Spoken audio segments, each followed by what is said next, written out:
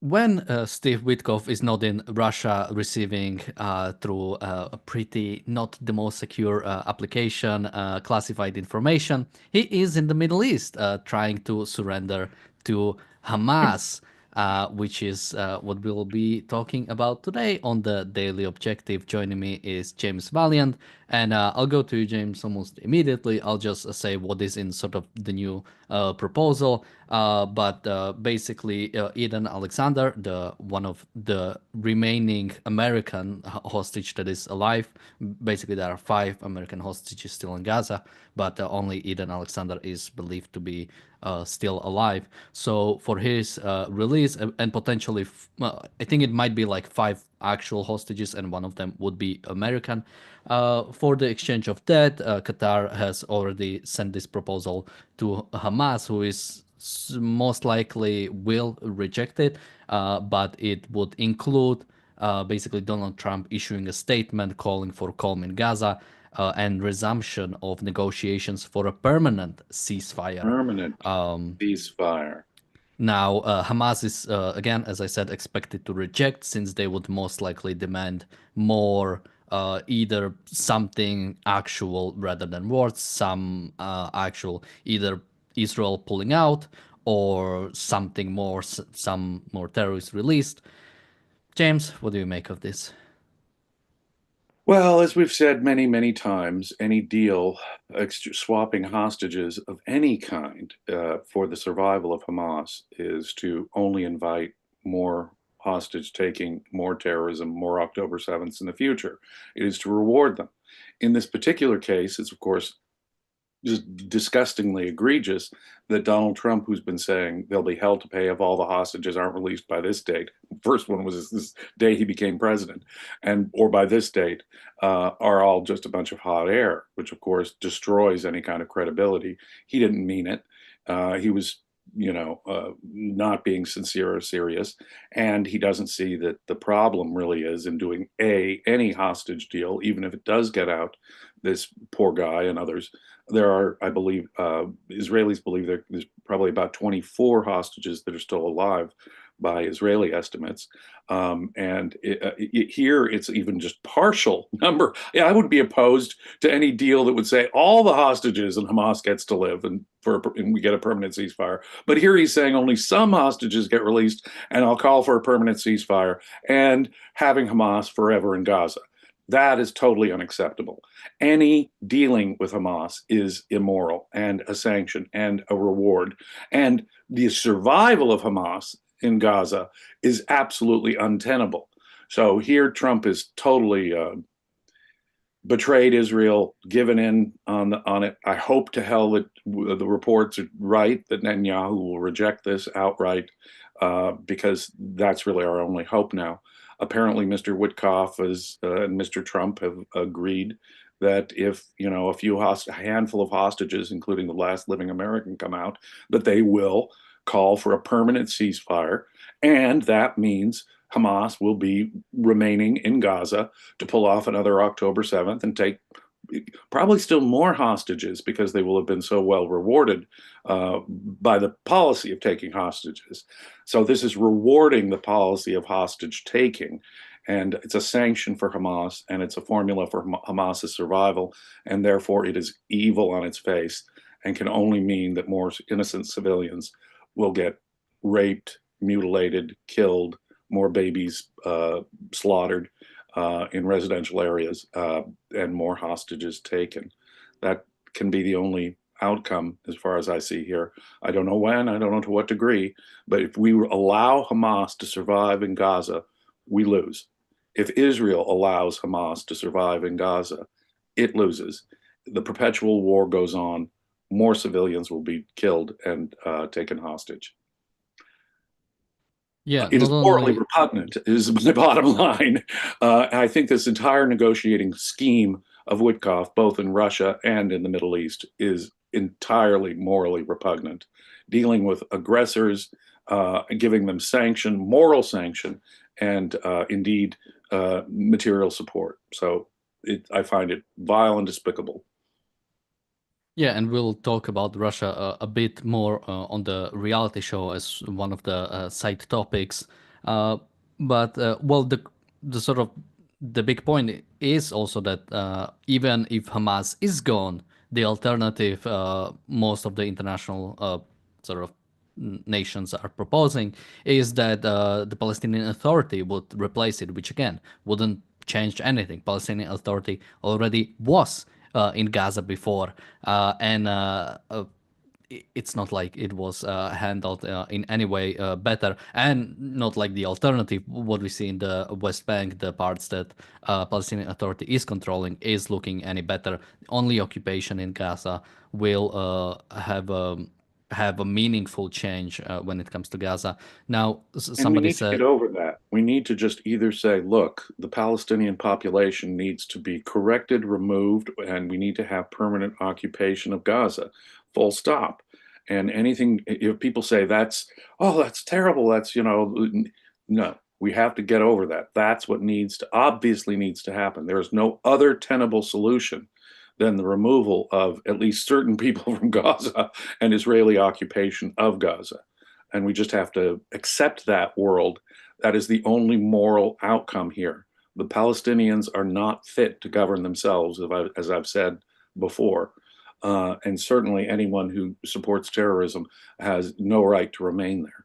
So, until we belly up to the bar and admit that we need permanent occupation and that these people are not fit to govern themselves, and Hamas can't be anywhere in the region, then we're morally compromising our position already, and it is a formula for perpetual war. Now, somebody in the chat says it's the complete opposite of public statement just a month ago when it was going to be a resort paradise, as well as saying the admin has no direction, no real plan, just vague ideas they waver on weekly. And that is actually an interesting question, something different. I think that some people are not seeing that we've seen in the messages from Signal that were released is the way the administration is communicated against themselves.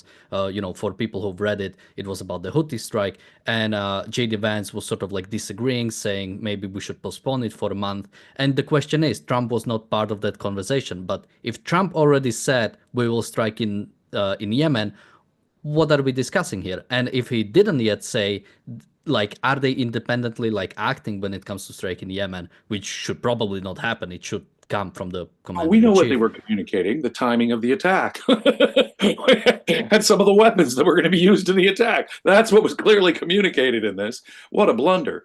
What a Yeah, yeah, huge, but the question is sort of like, why is there even a communication? If the yeah. president already said something, then you are going to do it. And the question is similarly when it comes to sort of these negotiations. Is it Trump saying, I want a ceasefire, or I want a plaza in Gaza, or I want this? Is it something like that? Or is it, no, Steve Witkoff, just go there and I trust you, or just do what you think I would do in your place? That is like a big question when it comes to sort of what is really Trump's plan. Well, there's delegation, but then, as you say, there's disagreement with the president already gives the go sign, and people are still questioning it, and especially Mr. Vance, as you point out, which is really interesting. Mr. Vance is obviously a more dangerous character than, as I've said before, than Mr. Trump himself is. At least Trump was saying we have to do something about shipping in the Red Sea. We have to attack the Houthis and hit them pretty hard, including their leadership. So at least Mr. Trump said that, and at least it was a successful strike. It's not nearly adequate, but then consider what Mr. Vance is doing after his boss has said, "Let's go do this." He's pushing back and saying, "Maybe we don't need to do this now. Maybe we ought not do this." Okay, that tells me something very, very bad about Mr. Vance, doesn't it? He is worse, more dangerous than Donald Trump. His quest for world peace means total sacrifice, the caricature of isolationism, and negotiating with any vile monster on this planet. Don't get me wrong, Mr. Trump has already signaled his willingness to negotiate with any vile monster on this planet, but Mr. Vance apparently is even more aggressive in that regard and wouldn't defend international shipping in the Red Sea. That should tell us something about Mr. Vance, who is supposed to be the future of the Republican Party. And that's kind of a scary proposition for me as an American, I can tell you. Well, thankfully, when Trump was asked if he wants J.D. Vance to sort of be the president or if he thinks of him as the next candidate, he pretty much said, no, he's not good enough yet. Or I'm paraphrasing, but basically he very strongly said he doesn't think of it so far. So let's hope. Let's hope that doesn't mean that Trump will run for a third term, but it would probably be even The worse alternative. Constitution, our Constitution does preclude presidents from running for a third term. But I understand they're going to try and do a constitutional amendment that has a snowball's chance in hell for passing. But can only believe, though, when we're all done here, if Mr. Trump is still saying, you better toe the line to Mr. Vance. But I can only imagine that as vice president, when this, because his legacy will depend on getting another Republican in there to continue his policies. I suspect Mr. Vance's policies will be, even if you can imagine something worse than Mr. Witkoff, it would be worse even than what we're seeing now. So we have a super chat from Bonnie. Thank you so much. And yeah, sort of bringing it back to Gaza. As you, I think, mentioned earlier, Netanyahu is pretty much against this deal so far. He said, or he pretty much refused to, because any sort of ceasefire, any sort of deal would mean Israel would either have to stop going further into Gaza or would have to potentially even pull out. And Netanyahu has been very strongly against it, basically saying that until Hamas's military and governing capabilities have been dismantled, that he pretty much will not stop this. And on top of it, will start basically not necessarily annexing parts of Gaza, but basically potentially like more permanently moving into certain parts and holding them indefinitely until something changes. it is unimaginable that they would let go of the critical corridors in Gaza. You're only asking, talk about teeing up the next terrorist event. And yeah, so long as Hamas is still active, either politically or militarily, I mean, at a minimum, this thing cannot be over until you've eradicated Hamas and its capacities altogether. And they are still active. And every time we've been told several times by the Israeli government, oh, we've nearly licked Hamas. Hamas has been nearly destroyed. We keep seeing the evidence that Hamas is still quite active in the region. And this suggests what we've also been saying for now almost a year and a half, that it's the Palestinians themselves that have to be the object of the attack. That is to say, they elected Hamas. They, by and large, still support Hamas. And the Palestinian people have to come to regret that very strongly, or what, there's no chance for any kind of peace for Israel in the long run. We're going to have perpetual war and perpetual terrorism. Now, somebody says there is a precedence to run for a third term. Well, 22nd Amendment was passed to basically stop from any president We for running for a we had third term. another dictator wannabe who wanted to stack the Supreme Court, and he was elected 4 times, but it was distressing to enough Americans that FDR was elected 4 times that we did amend the Constitution and put term limits. Term limits had been proposed by certain founding fathers. It didn't get in there. But in the 20th century, after FDR, Lord King Emperor Franklin Delano Roosevelt was elected 4 times, they decided, no, that's enough. Violating the precedent set by George Washington, who retired after 2 terms. No president ever challenged that until 1940 when FDR ran again and did get elected. But since then, the American people have said, no, no more of that.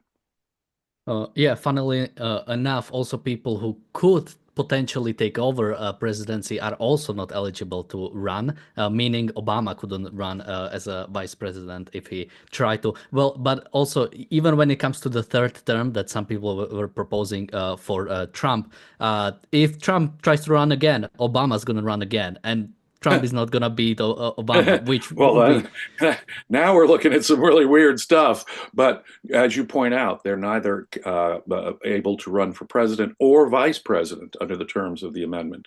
So if you're not qualified to be president, you can't run for vice president because the vice president's the automatic successor should anything happen to the president. So no, they can't be president or vice president, neither Obama nor Trump. And Mr. Biden is just too old and feeble in the mind. So yeah, they're going to need some new faces on both sides. Funnily enough, I'm not sure if you read a proposed amendment. Some people, one Republican tried to do to the Constitution, which would allow Trump and only Trump to run for a third term, because it had some wording about basically you can only run for office if you've already been in office two times, one after another, you cannot run again. But if you was in office, one and then wasn't and then was again, then you can run again. Consecutive terms. Basically, I think it was like you can only run for two consecutive or three non-consecutive terms, or Right. something Oh, among that. talk about tailoring the law for one man. Now that, on the face of it, is always bad law.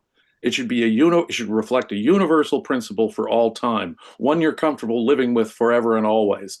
And so I find that approach epistemologically corrupt, morally dubious, and legally insane. So Yeah, and so sort of continuing about the policy when it comes to these negotiations. I mean, it should be reiterated that yeah, any sort of negotiations with terrorism, especially now where there can actually be change in Gaza. We can actually finally do something different. I mean, even when the occupation starts by Israel, and I think it really should happen by Israel. I don't think Americans have sort of any direct interest in Gaza, not to mention risking the lives, because occupation is both costly and also costly on human lives. And I don't think it's sort of some sort of like moral obligation for Americans to do something I about think it would be Gaza. a huge mistake. I think it'd be a huge mistake for Americans to occupy Gaza. I would think it's utterly outside of our national interest to do so, and to be. I mean, what the way Trump almost sounded in the beginning is to be almost like another state out there on the other side of the planet. That strikes me as madness and extreme altruism. But you see, that's all pragmatist. That's the only when you're a hardcore pragmatist like Mr. Trump, the only substitute you have for occasional window dressing for ethics is total altruism. But of course, he masks it in terms of no, America will have all this successful economic development there. You'll see the Riviera in the in the Middle East, totally unrealistic as well, unless you fully remove the population, which I guess he was also suggesting, largely or fully removing the population. Now, there's some merit to saying remove the population, but the point is there's really no way around what must be, I think, the correct policy, an Israeli occupation. And if Israel gives up control over those corridors or doesn't get them back, then of course it's really madness, because now you're setting up the reconstituting of some terrorist group to repeat this all over again. And how many times do we have to sit through the same damn movie? Now, when it comes to the plan for relocation, now again, I'm not sure where that sort of state is. Again, for people who remember, the original plan was to move people into Indonesia. That well, maybe even plan saying that it was a plan might be too strong. Basically, it was just an idea that someone in Trump administration had. Although I think that was maybe even before he was inaugurated, before his inauguration. Then the plan became to potentially move people out of Gaza. At some points it was like temporary, basically, just move them out because the conditions are horrible, and then we can move them back in when it gets fixed. Now Israel has already set up in place administration under I think it's under Department of Defense, or whatever, Ministry of Defense is what they call it, that does whose job is to voluntarily relocate Palestinians who want to leave. Now, supposedly, 50% of Palestinians do want to leave Gaza. And I've just read today that basically another part of the Israeli government is tasked with basically searching for nations who would potentially take Palestinians. it would have to be out of the region, it would seem to me. Moving them to the West Bank or to Egypt will not suffice. Again, you're just setting yourself up for more trouble for Israel if it's that proximate. Now, I very much encourage Palestinians who want to leave Gaza and go to some country, let's put it this way, farther away than the West Bank or Egypt. Because that would obviously not serve Israeli interests. Israel just simply has to occupy the place. The Palestinian population that remains there has to be re-educated. There has to be a total reform of the area. And that means full military occupation, in my view, which is what I support. Israel fully occupying indefinitely the entire area of Gaza. I mean, it has to be. Otherwise, as I say, it's a compromise with something bad that's going to happen in the future. And certainly Israel has to take and maintain control over the vital areas in Gaza. I mean, the border with Egypt. I mean, how do you suppose they've gotten all those weapons from Iran and all that material support from Iran? I mean, we talk about setting ourselves up for yet another terrorist act if we don't treat it that way. And of course, Mr. Trump and Mr. Witkoff's current proposal would call for a permanent ceasefire and keep Hamas active in that area. Entirely untenable, entirely a moral cave-in and compromise, and almost a guarantee that we'll have something like October 7th again and again and again, just as Hamas promised back in October of 2023. We have a super chat from PC. Thank you so much. He says, James, I like the Trump plan, though it's hard to implement. I mean, again, the question is, what exactly is it? Is it really the plan to move all of them out and sort of then to bring them in? Because I don't think that plan makes sense. We have Razi in the chat saying Egypt is too close, which I think is also the case. Now, again, there are no, even if you just want to pick from Arab or Muslim nations, which I don't think is necessarily the case, I don't see a reason why it cannot be any sort of different nations. Again, when the Syrian civil war started, most of them went to Turkey, but a lot of them went to Europe. And I wouldn't want to inflict the Palestinian population on any innocent good people, Europeans and North Americans or something. They don't deserve to have that for the same reason that Jordan and Egypt, who, as Razi points out, are too close for Israel to be safe with. But why would I wouldn't want that population inflicted on me any more than those governments want the Palestinian population inflicted on them. Because, as bad as the Kingdom of Jordan and the government of Egypt are, even they recognize that this is a population of violent lunatics. As I've described them, when you consider the atrocities they commit, the rapes and mutilations, we're talking about a population that has a lot of Jack the Rippers in it, a culture of Jack the Ripperism. And I wouldn't wish that on my worst enemy. I mean, well, I guess they are my worst enemy, but you see my point. It's unreasonable to ask, well, here, take Hamas, take these jihadists, take our friends with the Muslim Brotherhood. I mean, that's asking a country a lot to take on for their own security purposes. I wouldn't want to inflict that on Europe or North America. well, many nations like Ireland claim they are just peaceful people, so maybe they'll be Oh, yeah. happy. Well, if Ireland wants to take them, they can have them. And, there are countries, absolutely. There are countries, Belgium, Norway. I mean, there are countries that seem so hostile to Netanyahu, to Israel, and so sympathetic to the Palestinians. Maybe they should be the ones to take them. If you guys want them, here they are. No, the population these people need to be defeated. They need to be psychologically broken. They need to be cowed, and their young people need to be educated much differently. They need to be compelled to be educated much differently than the way, say, UNRWA has been teaching them now for decades.